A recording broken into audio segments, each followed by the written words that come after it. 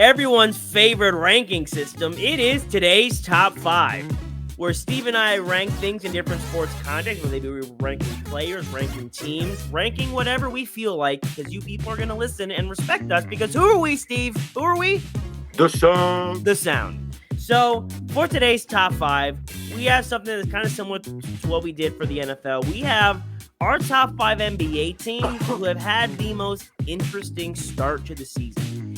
It's been, 7, 8 games played for most of these teams.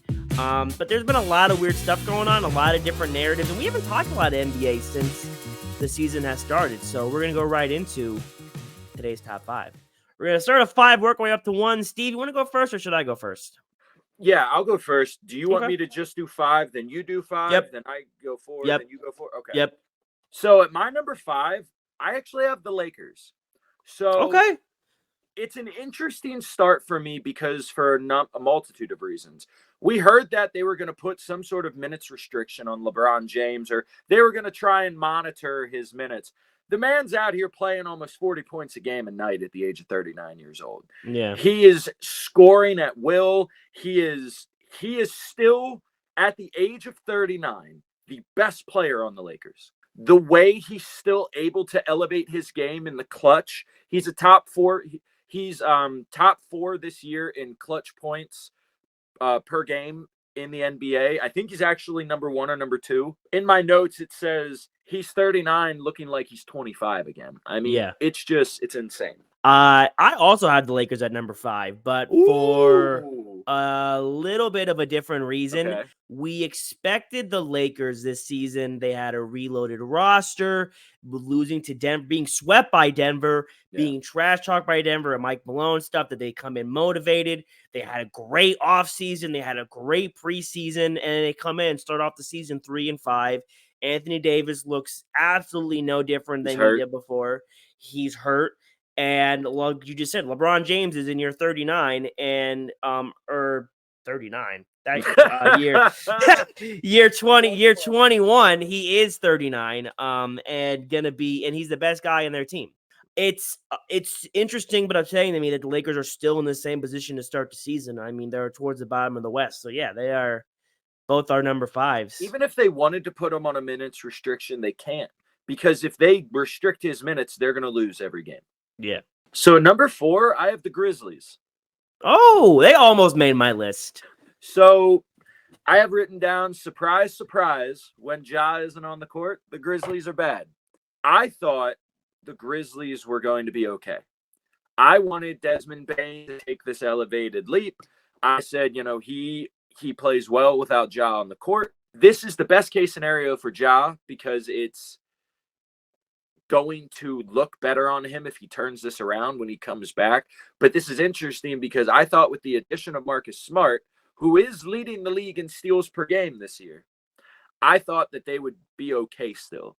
And they're not. From what you started off that was saying about surprise, that should be a surprise because last 2 seasons with John Moran off the court, they were essentially 500 or better. Yeah. So, I mean, it should be a little bit of a surprise that they're playing so bad. Yeah. My number 4 is Denver. Ooh. Denver is starting off at 8-1 this season, and they haven't missed a beat. Nope. They are still the best team in the NBA. Jokic looks like he is still holding on to that best player in the world title.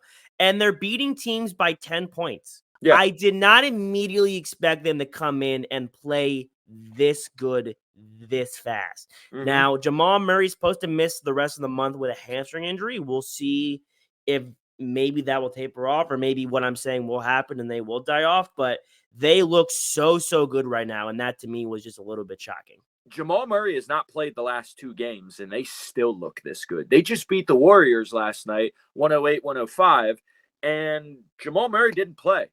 At number 3, I have the Pacers.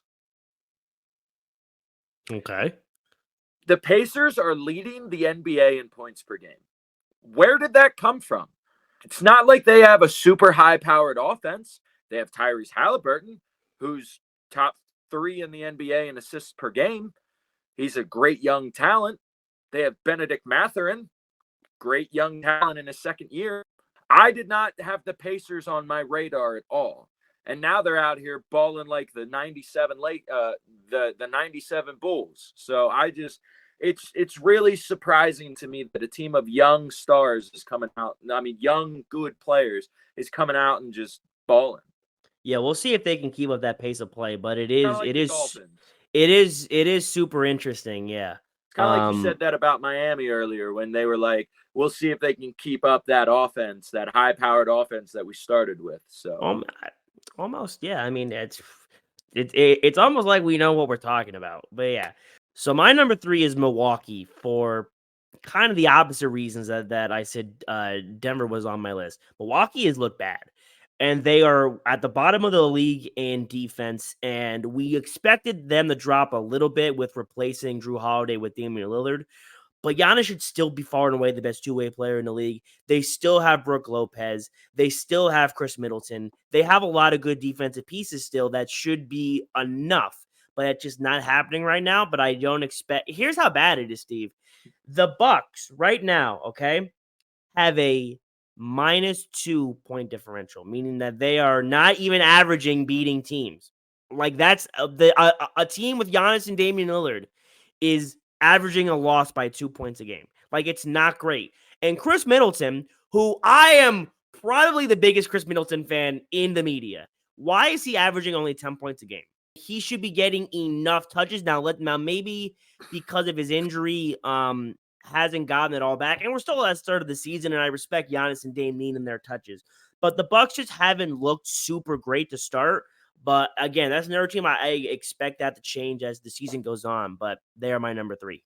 So before I comment on that, because the Bucks are my number 2, I'm just going to roll right into my number 2 and validate what you just said. Giannis has had a slow start to this season. Last night, they beat the Pistons by 2 points, but Dame also had to have a 14-point fourth quarter to be able to do that.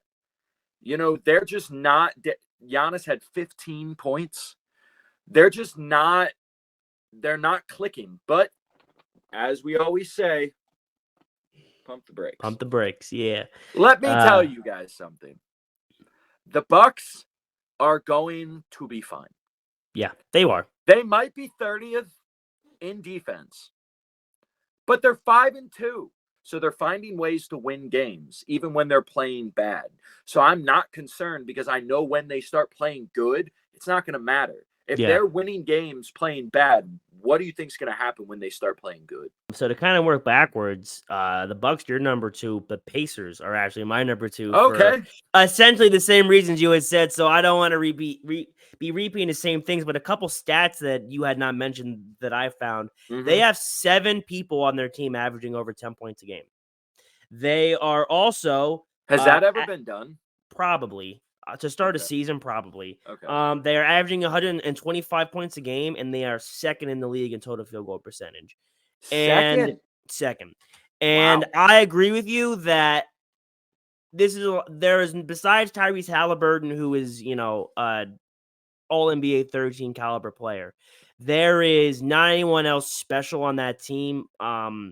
And I don't think this is sustainable. I'm sure they will even out eventually. But just a really cool start to the season. I mean, the Pacers have been bottom of the barrel for quite some time. So it's just nice to see that they have this nice little rewarding start. But yeah, Pacers are my number 2.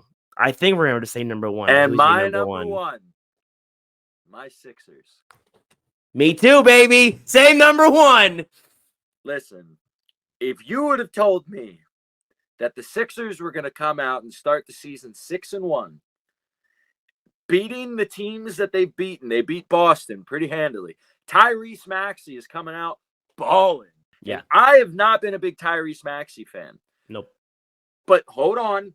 Everyone, just wait. Just wait. Just wait. I don't care. Let me explain to you why, Sixers fans and NBA media. Because when the postseason starts, this Joel Embiid is not there. And I have no faith in Tyrese Maxey to carry us to the promised land through the playoffs. Yeah, no. I mean, Embiid leads the league in points per game right now with 32. He's returned in MVP form. The Sixers are a top 5 offense. They're second in points differential and blocks per game. And you would think with a brand new head coach, your second star forcing his way out the way he did. Tobias Harris had some off the court issues with the fans of Philadelphia and want to be traded. And, I'm sure that weighs on you. We had just talked. Tyrese Maxey, I think, got a lot of conflicting media comments, and Embiid had a abysmal and embarrassing postseason yet again. So a lot of things going on right now, and yet they are somehow the number 1 team in the NBA. Well, number 2 behind Denver. It doesn't make any sense, but I agree with you. It doesn't matter. It does not matter. The Sixers will be a regular season team. It will come to the postseason, and the same things will happen. So today's top 5, our 5 most interesting teams or most interesting starts in the NBA. I have the Philadelphia 76ers, the Indiana Pacers, the Milwaukee Bucks, the Denver Nuggets, and the LA Lakers. And I have this Philadelphia 76ers, the Milwaukee Bucks, the Indiana Pacers, the Memphis Grizzlies, and the Lakers. So we really just had one team different. To one team, yeah. Denver and Memphis. But yeah, right. Today's top 5. Listen to the sound. I listen to the sound.